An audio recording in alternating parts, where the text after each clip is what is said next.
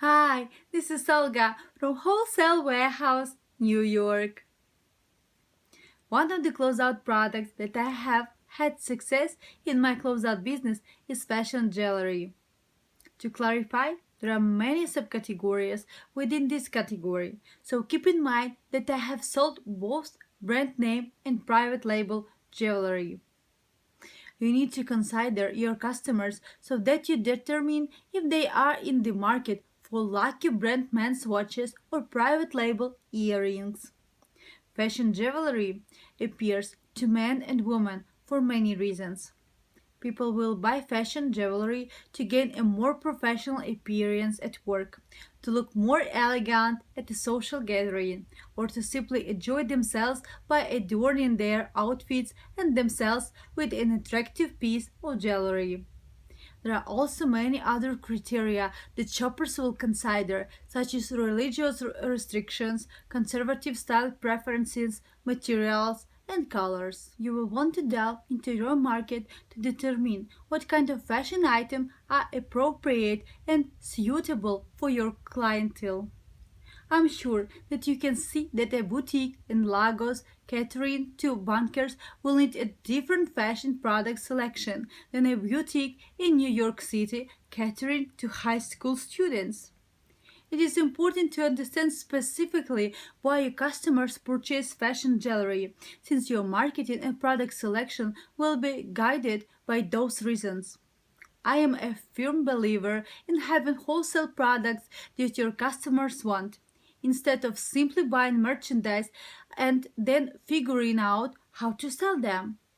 I would like to give you 5 insider tips that have helped me successfully purchase and sell fashion jewelry, also known as costume jewelry, many times over the years. Wholesale fashion jewelry insider tip number 1. Know the reasons why your customers purchase their jewelry. If your customer is looking for a fancy pin to complement her Tahari office suit, she will want a certain style, while a customer that is looking to purchase a necklace for her teenager daughter will be looking for another style. One option is to carry a wide range of styles and different items, such as earrings, necklaces, bracelets, pendants, studs, etc. This way, you have a better chance of having the items that your customers are looking for. This approach is fine, but you might end up with items that your customers might not want to purchase. On the other hand, if you purchase the jewelry at a low enough wholesale price, then it can make sense to purchase an assorted closeout lot, since your wholesale price per unit will be substantially lower. Both approaches can work provided that the majority of the jewelry consists of items that your customers are interested in buying. Wholesale fashion jewelry insider tip number 2. Know the budget of your customers. It's one thing for your customers to want really high and gold necklaces. It's another thing for them to have the budget to purchase them.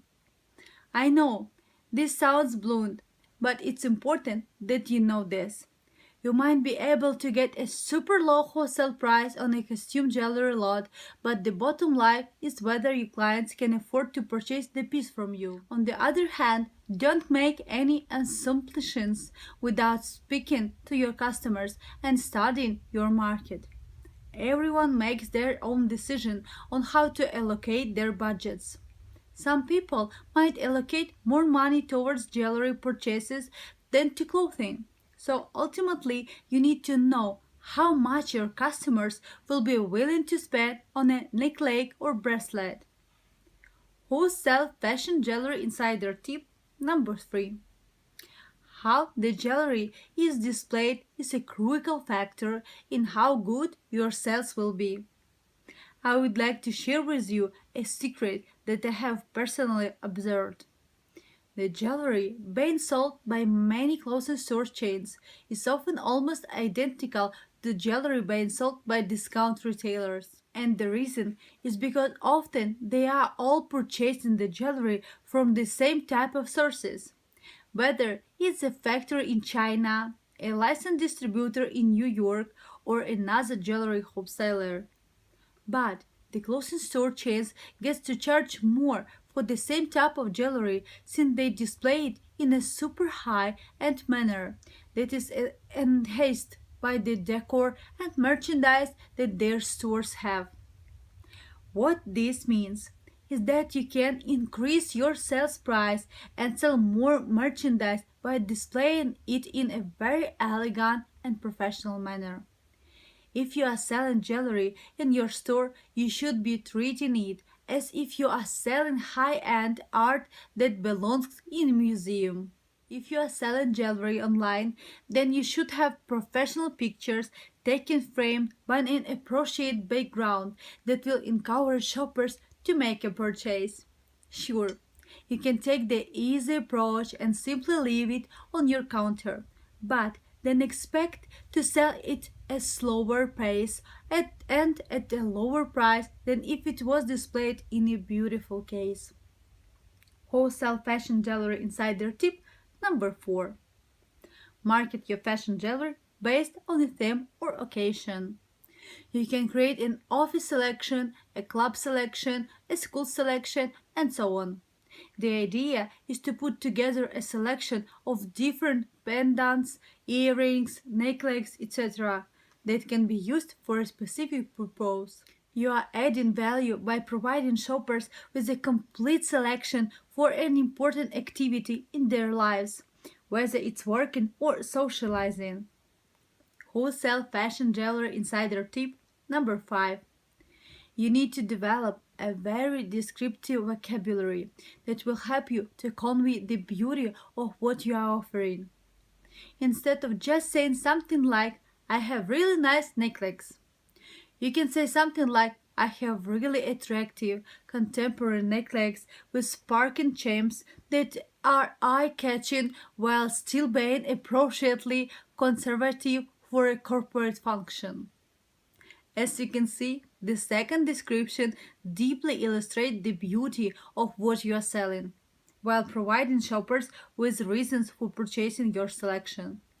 I have seen very similar jewelry being sold for up to 10 times the price simply because one retailer did a much better job of description, displaying, and marketing her merchandise. Please visit our wholesale warehouse in New York.